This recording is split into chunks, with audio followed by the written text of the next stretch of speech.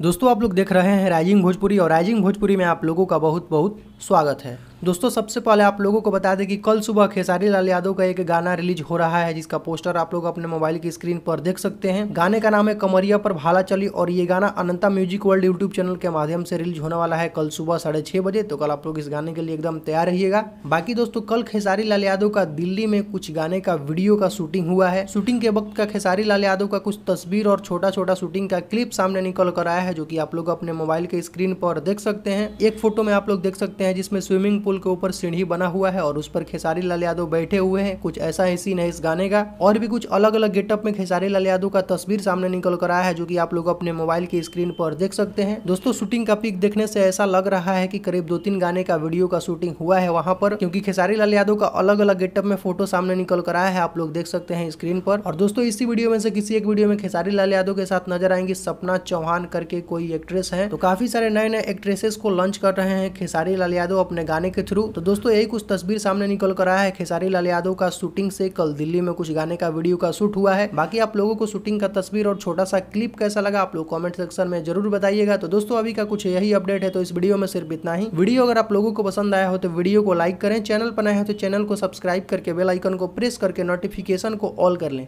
तो दोस्तों मिलते हैं एक नए वीडियो में। Thank you so much.